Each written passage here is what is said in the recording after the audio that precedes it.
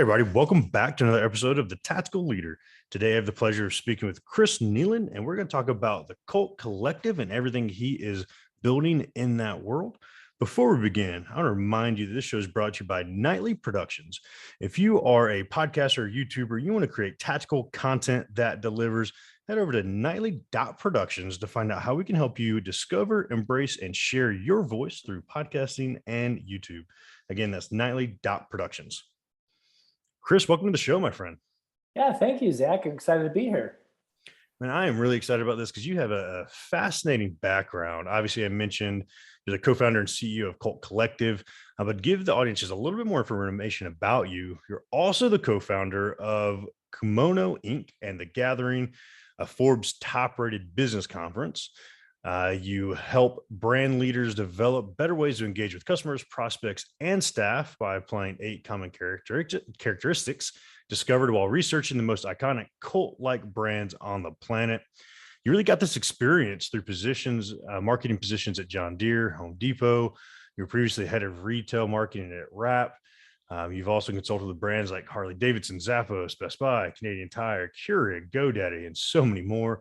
You really believe that advocacy trumps awareness and that most brands have an unholy addiction to mass advertising and markdowns. You have a phenomenal pedigree attached to this marketing world. And obviously, we're going to chop that up a little bit on Cult Collective. Before we dive into the business conversation, what's a fun fact that we might not know about you from that bio?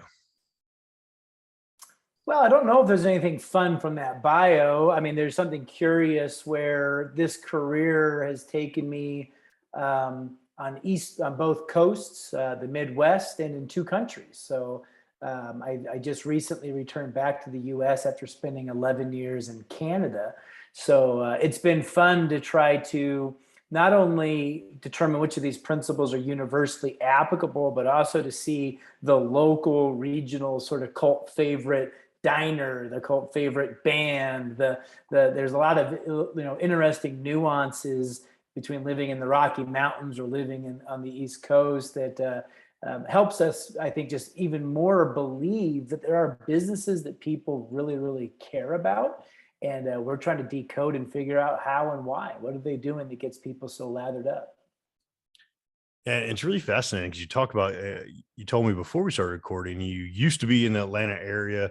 And, Atlanta has, and they probably won't appreciate the comparison, but Atlanta has Chick-fil-A, one of the biggest cult type brandings you can ask for with the Lord's Chicken and all the deliciousness that Chick-fil-A offers.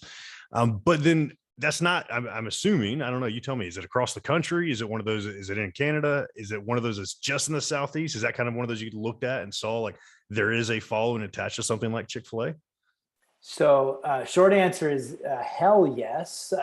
Chick-fil-A is such a fascinating brand. I actually was privileged to get a tour of their beautiful campus, kind of hidden back there by the Atlanta airport. I don't think people appreciate how special it is. It feels more like one of the plantation homes of the 1800s, just miles of winding roads and green fields and big, beautiful homes as opposed to big high rises. Like they office out of these different sort of house type environments. Have you been there, Zach, and seen what I'm talking about? I have not, unfortunately, but it sounds like an awesome little spot. I'm sure hidden away right by the airport. Well, and the guy, somewhere. to make it even more quirky, the founder, or at least the person in charge now, has a car collection.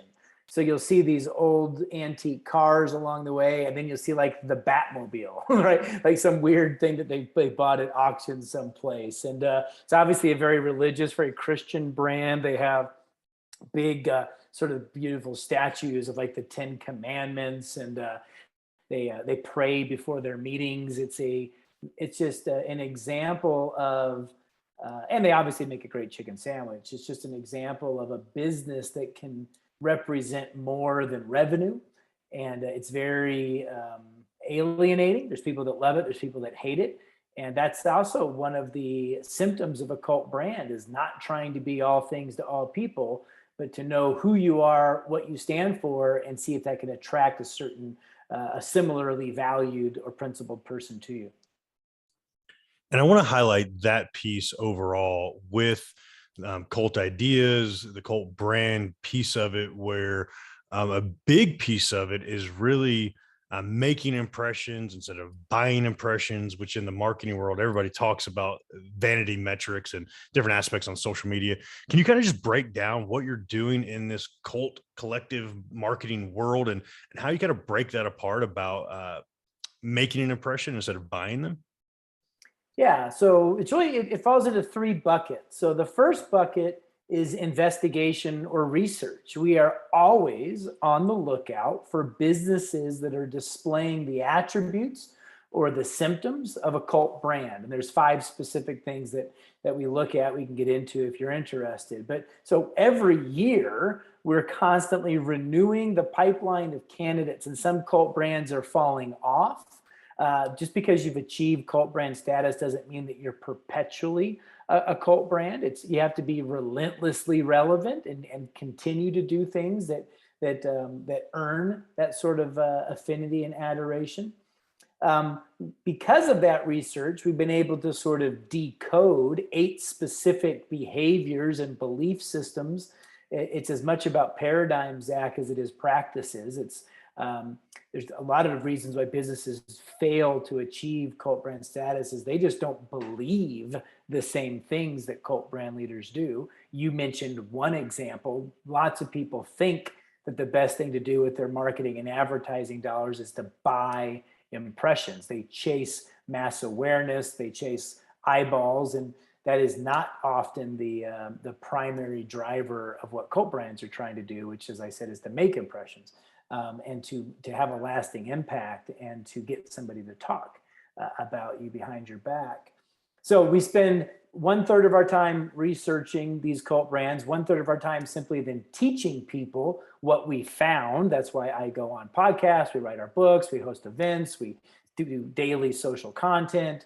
And then we do about 1/3 of our time actually helping and assisting businesses that are so intrigued to say, well, why don't we do that? And maybe they know how, they just don't have the capacity, or maybe they don't know how, they lack the competence. And so we can come in and assist them. And that's also very rewarding because it's very fun to see new cult brands being birthed into growing up and becoming like the next big Coca-Cola there in your neck of the woods. Yeah, I mean, Atlanta has several in that realm that were started here, and it's really fascinating to kind of see this get dissected across. And I want to make sure I give a shout out to your podcast, because you really dissect these brand by brand on your podcast, hitting season 3 now, it looks like. And you kind of dive into that aspect. Do you dissect the brand as a whole and kind of highlight where they're really good, really bad? What's the podcast about?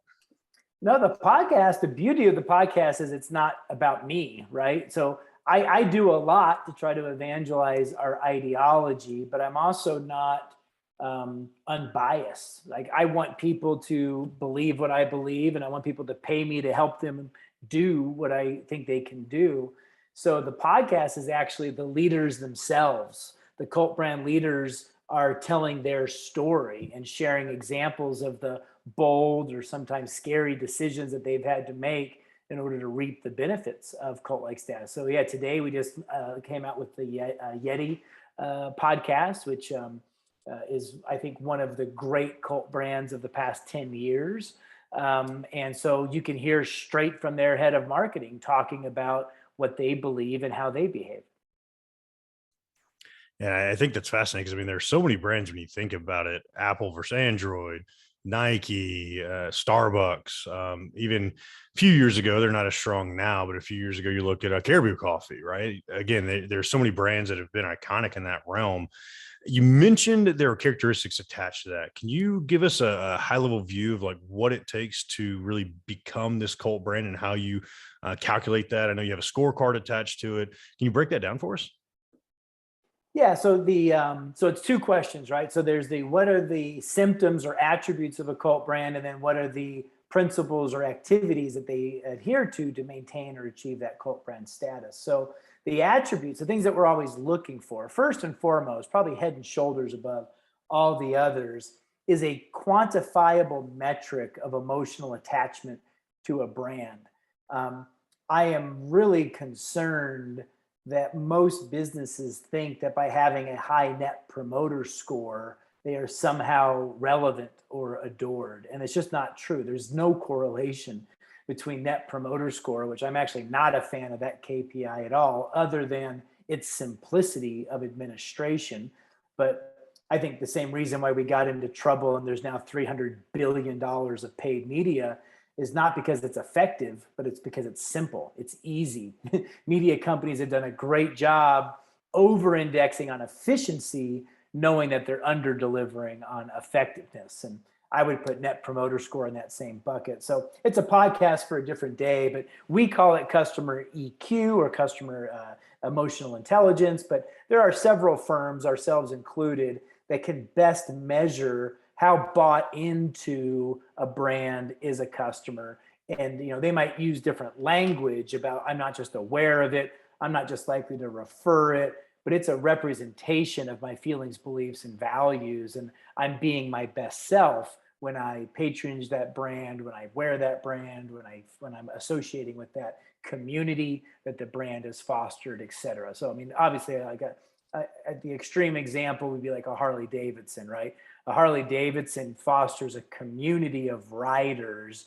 CrossFit community, I think, is another great example of, it's a decent gym, but it's a remarkable community. And so that's what we're looking for first and foremost. Then you get into some attributes about lower than average paid media spend or advertising spend.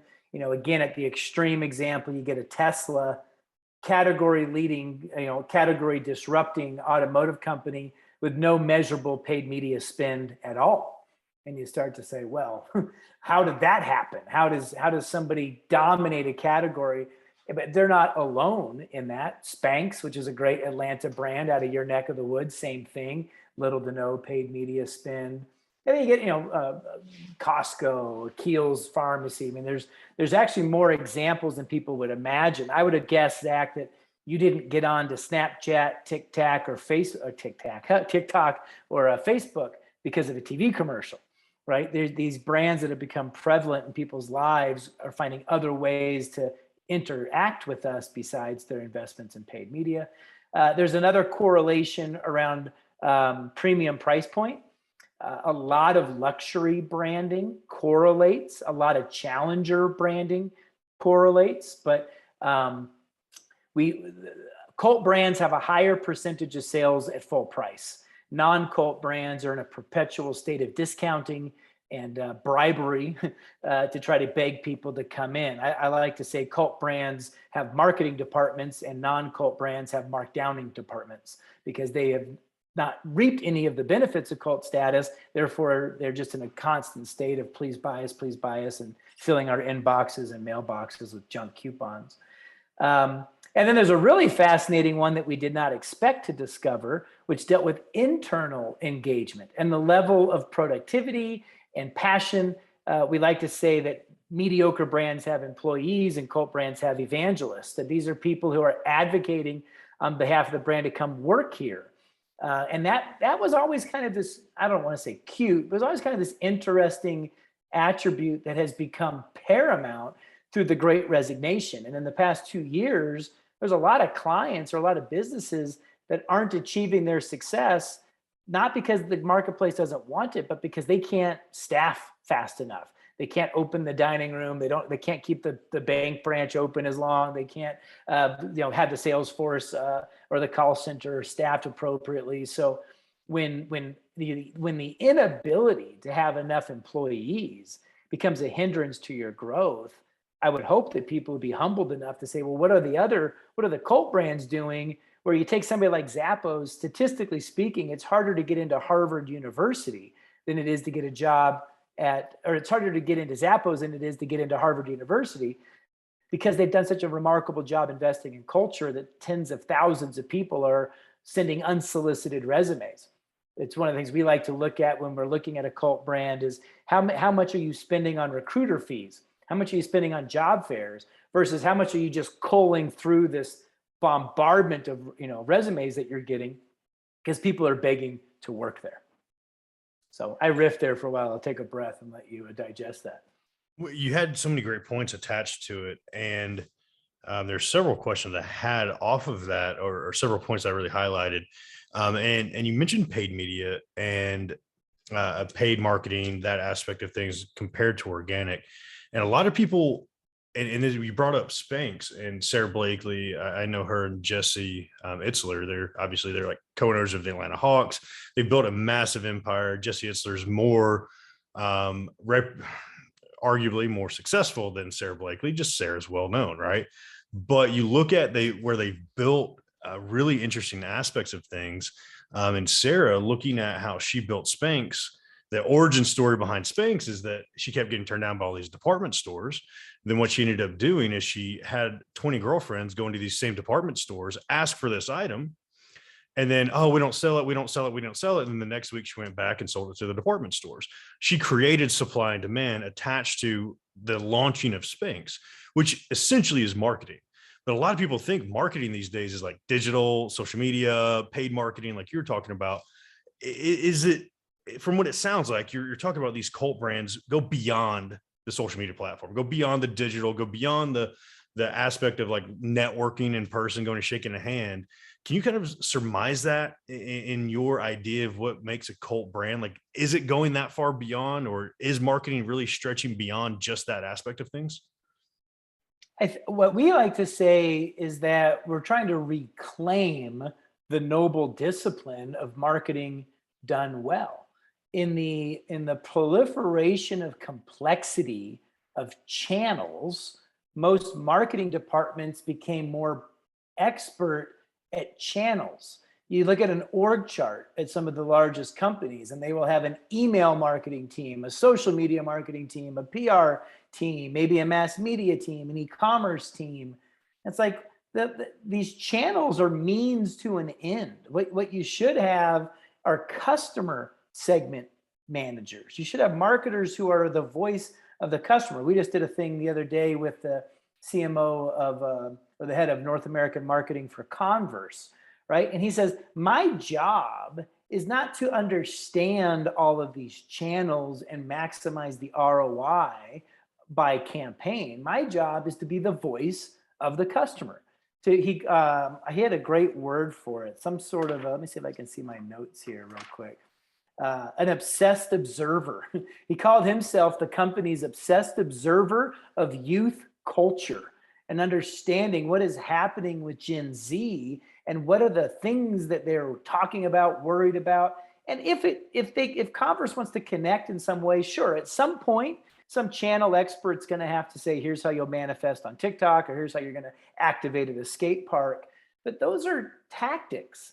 And yet most of our practitioners have become experts at the tactics, and they have forgotten who's actually understanding what consumers are thinking, feeling, and doing, who's adjusting to those preferences, which are changing wildly, and who's reacting and responding appropriately to how competitors are delivering on that to maintain some form of advantage. And those are just, I think, perpetually strategic questions that people think maybe they did at an offsite 3 years ago, and now they're just optimizing their email open rates. It's like, no, you guys have got that ass backwards. You should be optimizing your customer insights and the ways that you choose to engage with them, not just from a messaging standpoint, but what products do you even have to offer? What price points? What distribution channels? What strategic partnerships, right? Those are the things that marketers used to spend a lot more time on than they're doing today. And we're talking about these large organizations that have the funds, the staff, they have the people to go about this. If you break it down to a brand that's just getting started, or maybe has 5 to 10, 20 employees, a small business overall, obviously you want to replicate the impact of these large brands we're talking about. Is that something that's capable of a solopreneur or a small business owner? Is this something that we should be thinking about at this level, or planning for at year 5 once there's some growth and scale happening? Where does this fall in that line of growth? It's day one. And we really like working with small businesses because they have less bad habits to break. But like, if you're trying to compete against a company that has a Super Bowl commercial and you don't have the money for that, then you by necessity can't use Super Bowl commercials or television advertising as a tactic, which we would say that's an asset. That's a feature, not a bug, right? The fact that they're wasting their money on those types of channels is to your advantage, because they cost.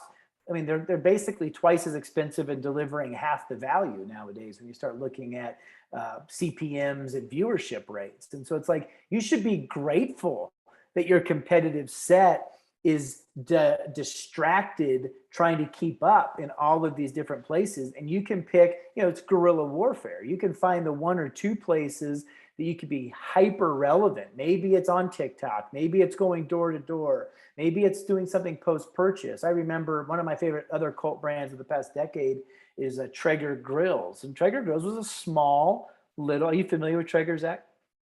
I'm not at all. It's a smoker. So they're in the barbecue industry, but they're more about using wood pellets to smoke meat as opposed to flame broil or charcoal to grill it. And they looked at their entire customer journey, which is one of the things that cult brands are really masterful at, is finding the moments between moments that they can make impressions, because they don't have the big budgets to go and do a bunch of top of funnel stuff. They have to find ways that when everybody buys, they go get 3 other people to buy. And so the Traeger looked at their delivery system, and they would be dropping off, you can imagine the amount of cardboard. It's like getting a refrigerator delivered to your house. And that is not an insignificant moment. For most people, the marketer would say, my job's done. The person bought it. Let me go find somebody else to buy one. But at Traeger, they said, my goal wasn't to get that customer. My goal is to get that customer to tell 3 more people to buy a Traeger. So they completely considered the experience of when that box shows up, what's happening, and how's it going to feel like to assemble this, and how does that become the highlight of your day, not the drudgery of I don't get to enjoy anything until my grill is set up. And then they went so far as to say, what happens when the grill is now done and you're ready to have your first barbecue? Well, you got all this cardboard that you have to dispose of. And they repurposed the inside lining of the cardboard to look like a log cabin so that you could duct tape it back together as a play fort for your kids. And you can Google this and you can see the number of people that then pull out their camera and take a picture of this thing. And that's free advertising. And that's them advocating. Look at how thoughtful, look at how informed, look at how insightful Traeger was to leave no moment unturned. And I don't care. I've done stuff with companies that aren't even $1 million doing pest control, to companies in your neck of the woods like Home Depot that make hundreds of billions of dollars. There is no such thing as a business that can't find moments and elevate them for low cost and in ways that just demonstrate that I'm paying attention.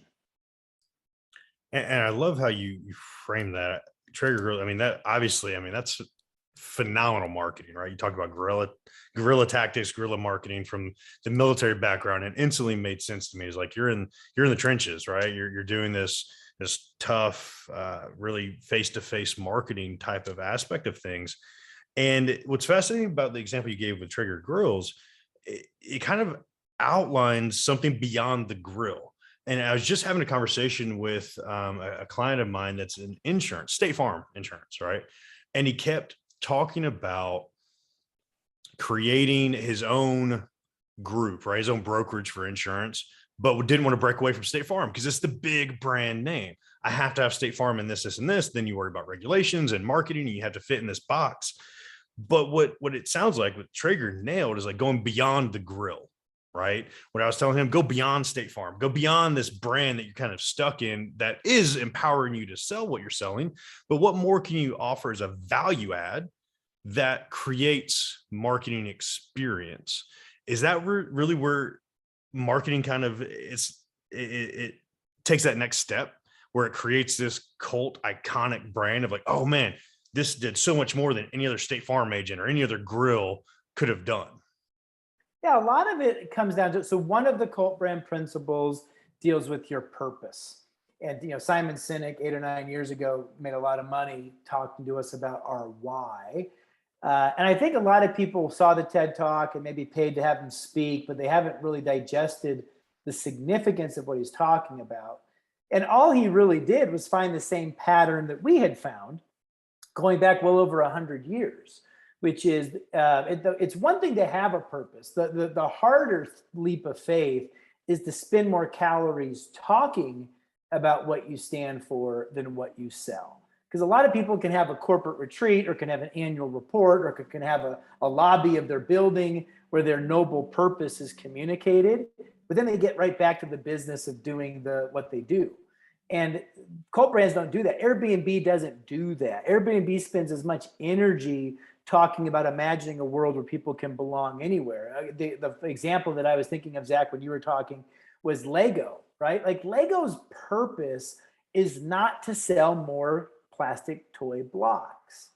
Lego's purpose is to fuel children's imagination and give them the things that they need to have, these remarkable childhoods. And when that's your purpose and the toy block sales are declining, mediocre brands would sit around and say, well, shoot, maybe we should offer buy one, get one free sets, or maybe we should discount our price, or maybe we should send out a coupon. Maybe we should open more stores that sell more blocks.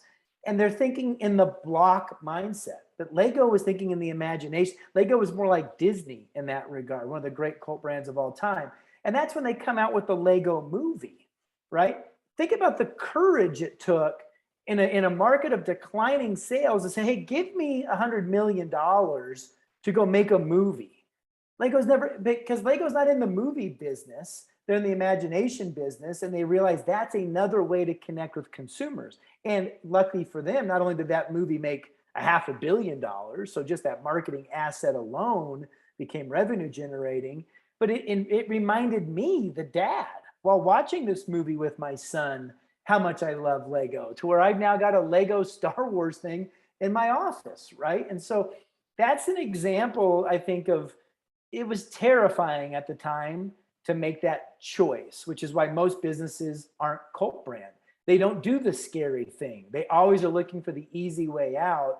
And Lego reimagined who it was and what it did. It got into the video game collaborations. Like I actually think Lego, Batman or Lego Star Wars on the gaming console is just as cool as playing with the toy blocks.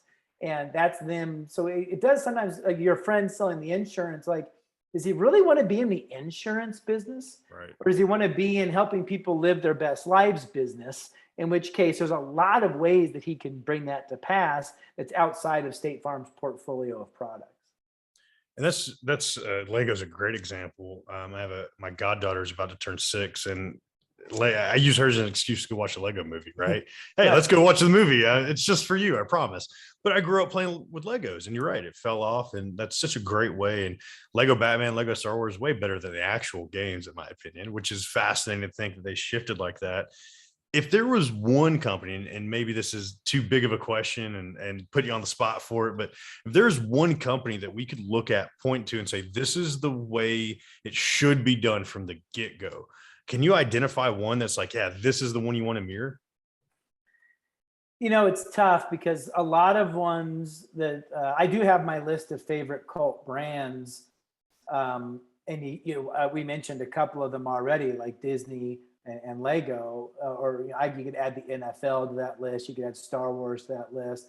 You could even add something like the U.S. Army to that list. I mean, America in and of itself is a remarkable brand that is carefully guarded and has implications in terms of tourism, for example, and immigration and things like that. I like to gravitate towards I lived in Canada the past 11 years, and I saw the rise of Lululemon, this, what was essentially a stretchy pant. And if Starbucks got credit for sort of creating the third place between home and work, I think Lulu gets credit for creating the third acceptable legging between jeans and dresses for ladies. Huge. And, I'm a CrossFit guy. That whole gym industry has all of a sudden Lulu. Oh my God. I finally bought my first pair of Lulu about 3 months ago. And it's like, oh my God, I made it. I have a pair of Lulus now, right? Yeah. That's a great brand. Is it a Canadian brand? Is that why? It was birthed out of Vancouver around the time that I moved to Canada. I actually was working with a retailer who was selling a competitive product. And so I went up against the phenomenon that was the Lululemon cult brand and realized that even with a cheaper product, a better advertised product, a better discounted product, I couldn't steal or convert enough Lulu fanatics over to the other brands. So, and then even the fact that you just bought some, right? I mean, that wasn't the sweet spot. That's an example of how they've grown, not just geographically, but they've added new genders, new product mixes. But they got to 1 billion without any paid media. And I don't want to come across that. I'm often accused of being anti-advertising. I'm not. Most businesses need to do some form of paid media. I just wish that it was viewed as a unfortunate reality versus people seem to look forward to it. People seem to think that that's why I'm here. It should have been, no, that's a failure. We're having, like, think about, I just bought the Ford Bronco. That car is on back order for 3 years, right? They don't need an ad campaign, right? They need to shut off their advertising because they're creating demand they can't be fulfilled in the marketplace. I view that as a raging success. If you're having to be on the radio every Saturday or in the newspaper every week, that's a symptom of a failure. What are you doing that's causing you to have to do that? And maybe you are failing, so you have to do it. I just want people to kind of realize that what good looks like would be to do less and less of it and less discounting and find ways to get people to pay. Bronco should have charged 20 grand more for the car. That was the reality. They underestimated the appeal of what that brand really had the ability to do. And that's why we're excited to say that it's still happening. That's happening right now amidst inflation, amidst $5.50 gas prices. And so, amidst Ukrainian wars, like, it's not these excuses that people like to come up with. If you look at the last recession, Starbucks took off in the last recession. Beats by Dre headphones took off in the last recession. Netflix took off in the last recession. So we got to stop using these excuses of what these external, situations and say, no, if you're doing marketing right, you can overcome a lot of things, pandemics, et cetera. Yeah, I can't agree with that more. Like that, people look at paid media as being like the silver bullet, and they forget, one, it's really hella expensive to get into a saturated market. If you're going to spend money on paid media to even create a ripple effect, you're talking a lot of marketing budget. When I think paid advertising is one of those things that will expose a poor brand and a poor product quicker than anything. You throw a bunch of money into that, and all of a sudden you don't have everything else figured out, the foundation of marketing figured out. All of a sudden you're tanking your business because everybody's about to see that you don't have that figured out yet. Yeah, one of my favorite stories is, not many people remember this, but years ago, maybe 5 or 6 years ago, Denny's ran a Super Bowl commercial. And it was remarkably unremarkable. It essentially was like a 15-second picture of I think Grand Slam is IHOP, but whatever they call their breakfast, 2 bacon, 2 egg, 2 sausage, 2 pancake breakfast. And it said, I think it's called the Grand Slam breakfast. And it said, basically, come in on Tuesday for a free Grand Slam breakfast. And in our trade, we like to always debate what was the best Super Bowl commercial. And everybody was talking about the little kid dressed in the Darth Vader costume that was making the Volkswagen beep or whatever. And that was a very fun, creative commercial. But like number 2 was Denny's, which had no production costs, no creativity. And I talked to the CMO at the time. And it was huge. Over 1 million Americans went back to Denny's and had a free Grand Slam breakfast. And he said, Chris, we've been working on that commercial for 3 years. And what he meant was not that it took us 3 years to find the right photo and the right offer. It was, we got to get our restaurant cleaned up. We got to improve our menu. We got to retrain our staff, because the worst thing to do is to invite somebody back in and be like, this sucks, right? That is the fastest way. So think about the risk. They had to invite millions of people back in to say, wow, I haven't been to Denny's for a while, but this place is actually pretty good. The food is good. The service is good. The menu variety is good. And that was certainly my experience. I'm actually not embarrassed to say, I know you're probably living in Waffle House country there in Atlanta, but I really like Denny's. And I take my teenage boys to Denny's, and I would never have considered them if somebody had more overtly said, give us another shot. And, the Domino's story is the same way. Another one of the great business turnarounds where they kind of said, yeah, our pizza sucked. We don't need better advertising. We need better pizza. And then they just documented the whole thing, and it became the single largest turnaround in fast food history. Which is phenomenal. You say Denny's. I'm like, I haven't seen a Denny's in a decade because, yeah, this is Waffle House country, right? Just like it's Chick-fil-A country. And You're not Cracker going to, Barrel. You got some Cracker Barrel here. Lord have mercy. There's so many Cracker Barrels down here. Every dang exit has a Cracker Barrel. I love those concepts, man, because it really pushes the boundaries of what marketing is now and what it should be. Is there a resource? And I know you have a ton of them. Is there a resource that the audience can go to that's like, hey, this is a great baseline? I know Story Brand by Donald Miller was one of those that I read early on that gave me a concept of like marketing should be so much more. What would you recommend for the audience to go check out as that resource? Am I a douche if I recommend our own book? Not at all. Not at all. I was egging towards it. Tell us about the book.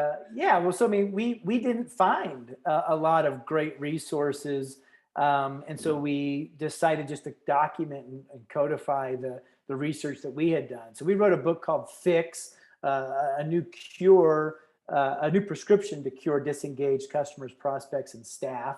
And it's this conversation. It's just example after example of brands that are doing it right, but within the framework of the 8 cult brand principles. And so we kind of introduce you to a principle, show you how half a dozen brands are living it, and then ask you some questions about what might you do in your business to start to apply that principle. Yeah, I definitely am going to check that one out because there's so many examples attached to this, and obviously way too many for us to go through on a single podcast. And I love that you're putting that content out there because y'all offer a ton of different things. And before we dive into the links and how they can find all this, I'm really curious, Chris, and this is something that in this marketing world can be so broad, but I'm curious. We talked about Simon Sinek, Start With Why. Obviously, he has a lot of great content. A lot of what I look at is that ending with why, that legacy piece. What's the legacy you're going to leave on the world by putting this idea out there, this cult collective out there? I don't know why. It's something, whether it's a character flaw or a positive thing. I just feel saddened by the number of businesses that haven't achieved their potential. We have somehow settled for a transactional relationship, for grinding it out. And so the most fulfilling thing is not seeing a company make their next $100 million, but seeing people fall in love with their jobs again and people falling in love with their companies again. Because when you're with cult brand leaders, there's an enthusiasm and an optimism and a hope about life. They're just seeing good things. And I just feel like life is too short to just do the drudgery of having a boring business.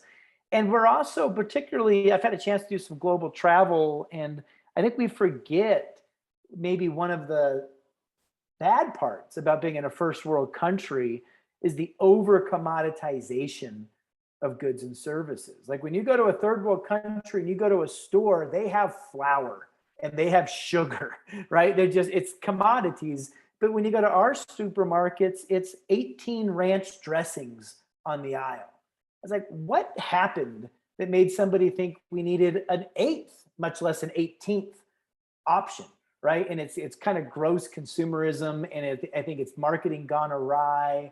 And I think we got to get, Elon Musk has a great quote about entrepreneurs. And he was like, the secret to entrepreneurship is don't even start it if you can't do something that's 200% better.